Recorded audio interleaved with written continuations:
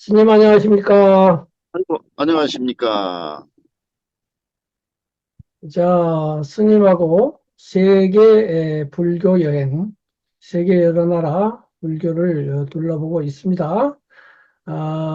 그동안 이제 중요한 나라들 많이 둘러보았고, 뭐 덜 중요하다고 하면 좀 그렇지만은 그래도 불교세가 좀 약한, 그렇지만 빼놓아서는 안 되는 동남아시아, 그리고 파키스탄, 이 불교를 이야기할 시간입니다. 그래서, 라오스, 캄보디아, 베트남, 그리고 이제 동파키스탄, 그러나 지금은 방글라데시, 이 네 나라 이야기를 듣게 됐는데요. 먼저 라오스부터 이야기하시겠다고요. 보니까 라오스가 상대적으로는 인구가 좀 작은데 그렇죠. 750만 그래도 적은 인구는 아니지만 땅에 비해서는 좀 작고 예, 다른 나라는 이제 1억 명에서 뭐 2억 명까지 되니까 상대적으로는 좀 작죠. 어쨌든 이제 예전에 그 미얀마 가보면 제6차 경전 결집을 이제 미얀마에서 하면서 남방불교 6개국에 6천 명의 스님이 모였다고 해가지고 또 6차고 해서 기둥을 6개를 세우고 또 칠흑굴처럼 굴을 만드는 데를 봤어요. 그 6나라가 이제 미얀마, 타일랜드, 스리랑카 이 중요한 세 나라하고 라오스, 캄보디아, 베트남까지는 있었는데 그때는 이제 방글라데시는 남방 6개국에 안 들어갔던가 봐요. 그래서 그렇게 6개국이었는데 그 뒤에 이제 파키스탄, 동파키스탄이 독립을 해서 거기가 이슬람세가 강하긴 하지만 그래도 불교가 있기 때문에 그 나라를 포함해서 이번에 이제 4개국을 이야기하게 됐어요. 먼저 라오스에 대해서 말씀해 주시기 바랍니다. 이 작가님께서도 말씀을 하셨지만, 라오스 불교는 한마디로 얘기해서 태국 불교하고 사촌이다. 이렇게 이제 보시면 되겠습니다. 그리고 나라도 태국 바로 옆에 있지 않습니까? 태국하고 캄보디아, 베트남 이 사이에 길쭉하게 약간 좀 직사각형 형식의 그런 이제 내륙국가죠. 내륙국가고 태국하고는 뭐 여러 가지로 그 이제 불교는 유사점이 많고 뭐 인종도 어느 정도 좀 비슷합니다만은 그 정치 체제나 이런 것은 이제 경제나 이런 건 완전히 다르다고 봐야 되겠죠. 그러면은 우리가 대개 이제 동남아시아 남방 상자부 불교라고 그러면은 뭐 현재 스리랑카, 이제 미얀마, 타일랜드, 라오스, 캄보디아 그리고 현재 이제 인도가 주로 이제 테라와다 불교로 다시 부흥을 하고 있고 그다음에 이제 방글라데시 뭐 이런 데가 이제 테라와다고 그리고 소수이긴 합니다만은 이제 인도네시아 그리고 베트남 같은 경우에는 대승 불교가 한 80%, 상자부 불교가 이제 한 20% 됩니다. 그래서 베트남 불교 할 때 뭐 말씀을 드리겠습니다만은 라오스 불교는 그 정치 체제는 이제 그 인민민주공화국이죠. 인민민주공화국. 그러니까 뭐 사회주의 국가라고 할까? 뭐 어느 정도 뭐 공산주의 국가라고 할까? 단일 국가 일당제 사회주의인데 지금 인구는 뭐 한 800만 정도 되고 제가 뭐 라오스 한 너댓 번 이제 가봤습니다만은 지난 한 3개월 전에도 제가 다녀왔습니다만은 지금은 그 보니까 상당히 그 많이 변했더라고요. 그래서 그 가보니까 얼마 전에 가보니까 철도가 부설이 됐더라고. 여기 중국에서부터 운남성에서 비안티안까지 그 라오스 수도 그리고 이제 그 비앙티안에서 루앙프라방이라고 그 한국 사람들이 많이 가잖아요 관광지. 그쪽으로 해서 쭉 그 철도가 아주 그저 쾌속열차가 구설이 돼가지고 이제 아주 편리해졌더라고 보니까. 어쨌든 라오스는 이제 인종적으로 보면 태국하고 이제 가깝습니다. 뭐 한 11세기 현재의 라오스 사람들은 이제 대개 한 11세기쯤 태국의 그 북부 쪽으로 이제 중국 그 운남성에서 내려와 가지고 이제 태국 쪽으로 간 간 사람들도 있고 이제 라오족은 이제 거기서 메콩강을 따라 가지고 현재 라오스 쪽으로 이제 왔거든요.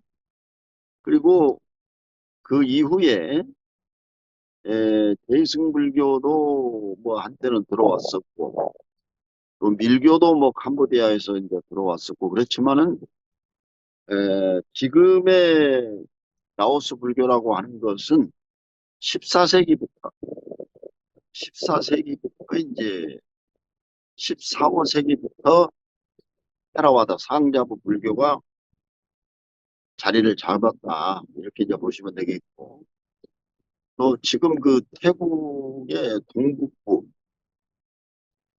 쪽이랄지 또 북쪽의 치앙마이 같은 데는 옛날에 그 치앙마이는 난상왕국이라고 그래가지고 그게 다 라오스 영토였습니다.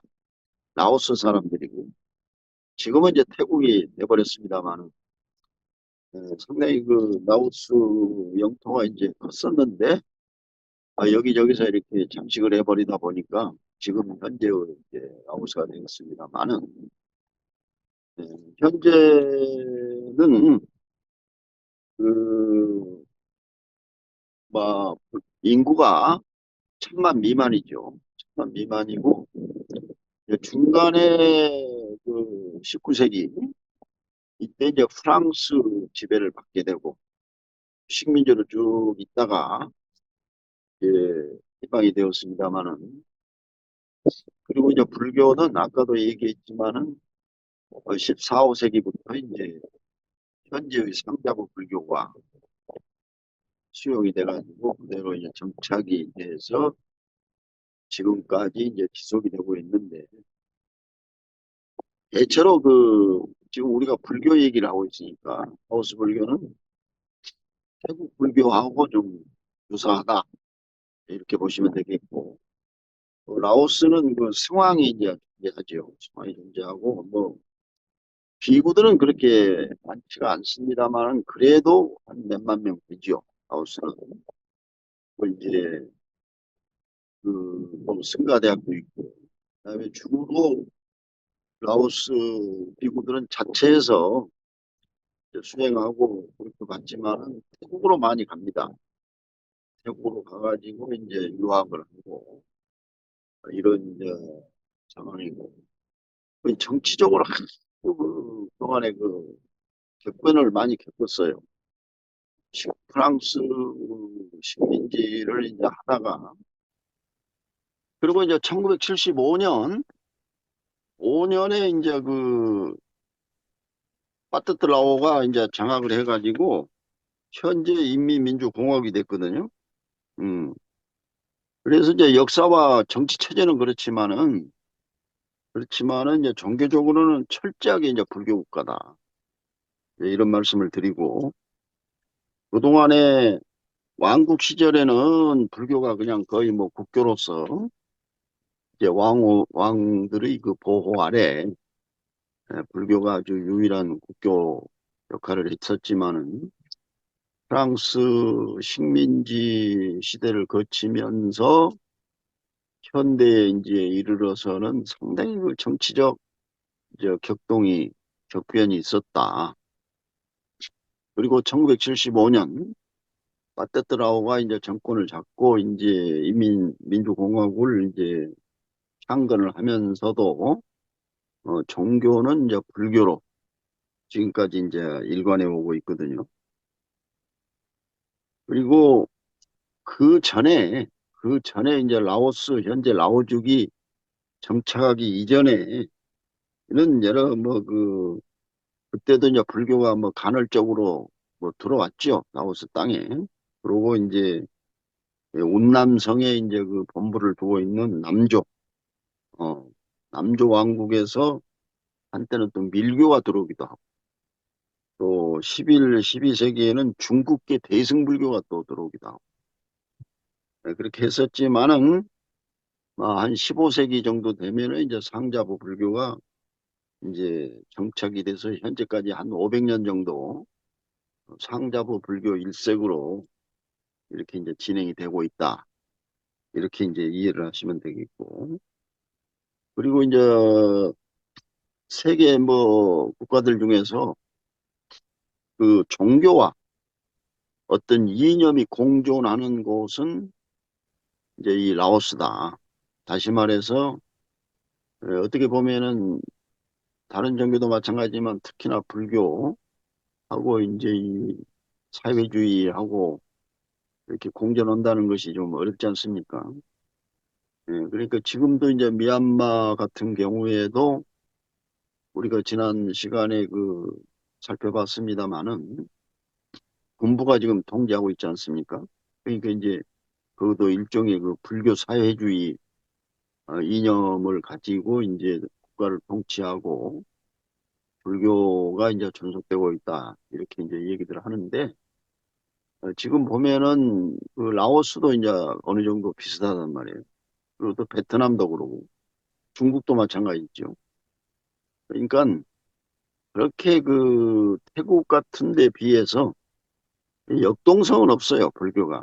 역동성은 없고 상당히 수동적이고 또 그 불교가 뭐 적극적으로 나서가지고 무슨 그 이니셔티브를 가지고 뭐 활동을 한다든지 이런 것은 좀 약하죠. 그냥 상자부 불교의 어떤 그 본래 모습을 이제 그대로 유지하면서 비구들이 그냥 사원에서 수행을 하면서 교육을 하면서 또 이제 일반 국민 민중들의 어떤 신앙의 대상으로서 사원을 유지하고 또 비구로서의 어떤 본분을 지켜가는 말하자면 이제 그런 기능에 이제 충실하는 거죠, 말하자면. 그런 이제 지금 라오스 불교가 이제 그런 상황이고 또 라오스 국민들의 약 한 70%는 이제 불교도입니다. 거의가 불교도고.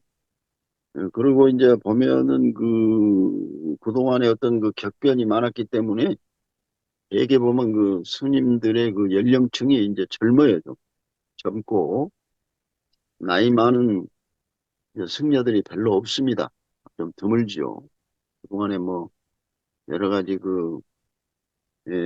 정치적 상황으로 인해 가지고 그런 상황이고 현재 또 1979년부터는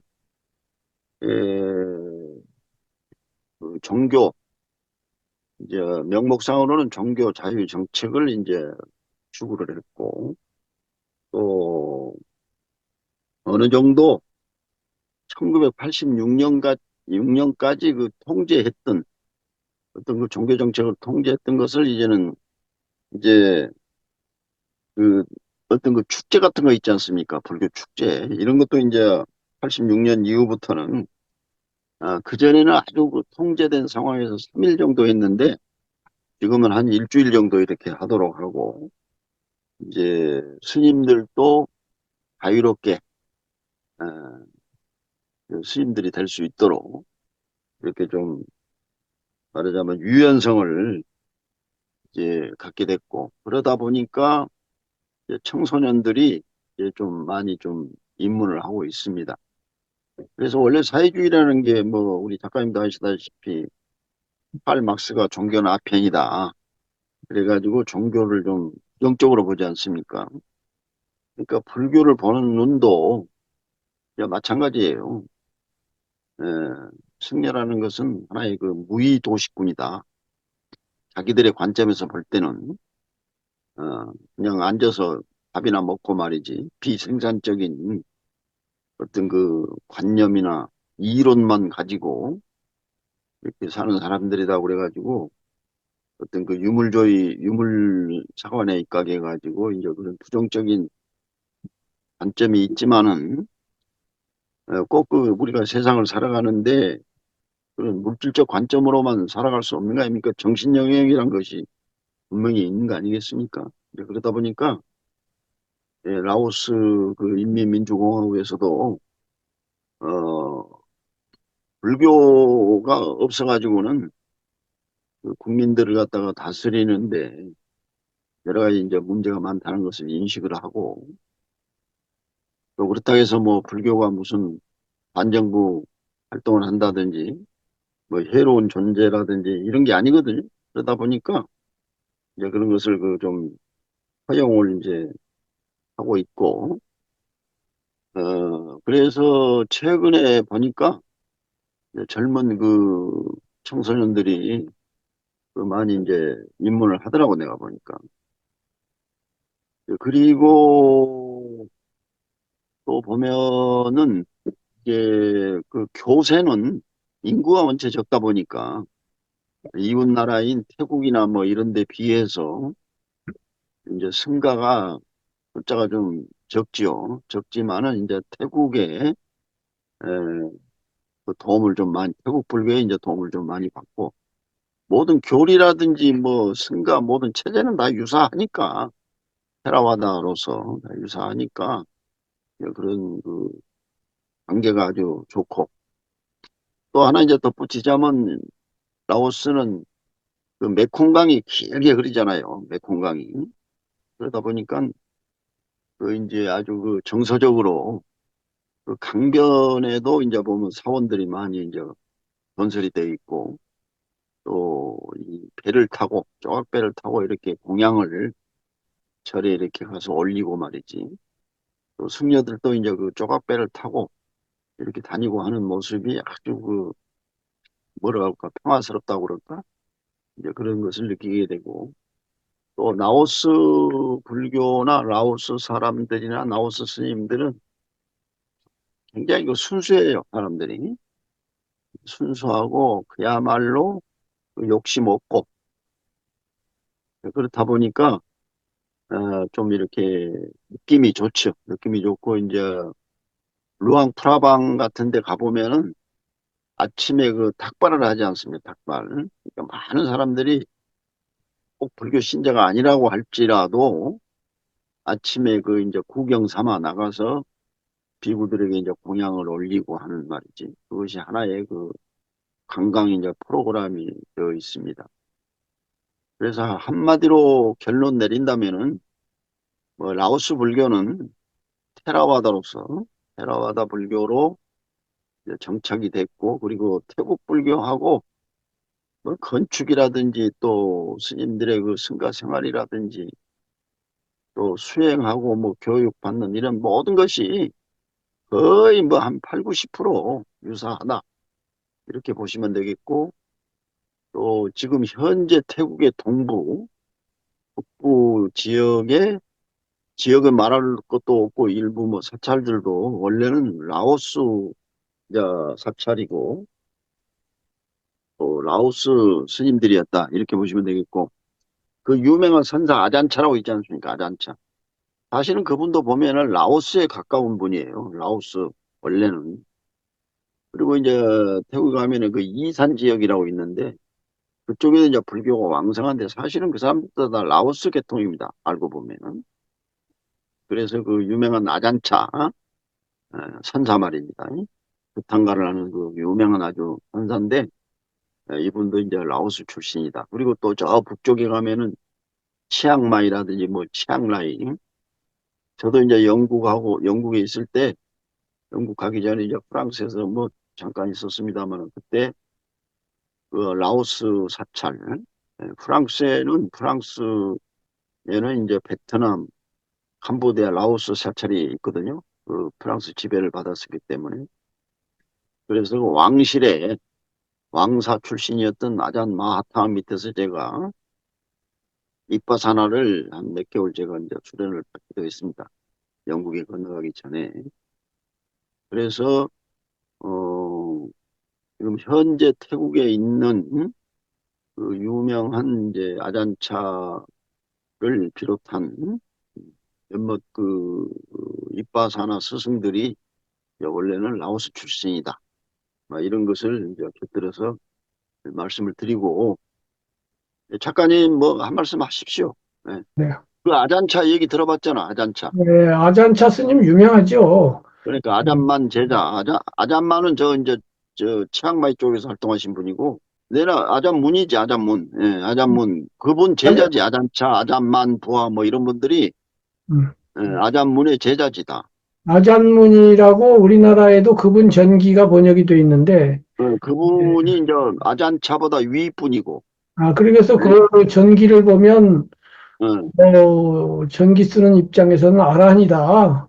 그렇죠, 그렇죠. 그리고 뭐, 신통이 또 대단했다. 예, 뭐 그리고 낮에 귀신도 보고 뭐 했다는 이제, 거기에 보면은, 좀 대승불교 느낌도 나고, 그러니까 왜냐면은 저 북부 쪽에 태국 북부 있잖아요, 북부 쪽. 그쪽에 이제 살았기 때문에, 원래 이제 그러니까 어떤 그 영향을 받았겠죠. 중국 대승불교의 영향도 전혀 뭐 안 받는 건 아니지. 입바사나를 가지고 우리로 말하면 가나선 뭐 하두를 들고 이제 참선을 해가지고 그 도를 이룬 분이거든, 아잔문. 그리고 그러니까. 그 제자들이야, 이거 아잔차니 뭐 아잔만, 보하니 이런 분들이 다. 요즘은 아잔차 또 제자가 호주 출신 스님 또, 누구야, 그 있죠, 호주 아잔 브람인가. 아잔브람? 예, 그분은 아잔브람 스님이, 아니, 영국 분인데, 예.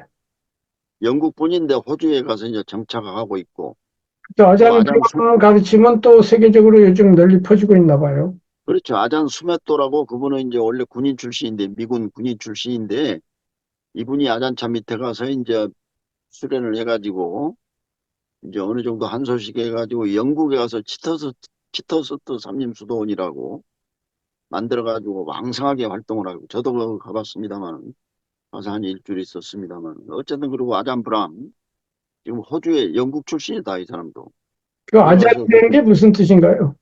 아자이란 게 이제 큰 스님이란 뜻이야, 그냥 큰 스님. 아자, 선생님. 스승이란 뜻이라 쓰죠. 그러니까, 미얀마에서는 사야도, 시야도 하는데 그거, 그런 의미로 해석하시면 돼. 네, 그렇군요. 뭐 예를 들어서 작가 김정빈 할 때 앞에다가 이제 아잔 김정빈 뭐 이렇게 하듯이 갖다 붙이는 거야, 앞에다. 네, 그렇군요. 그런 의미가 되는 거예요. 그러니까 아잔차, 예?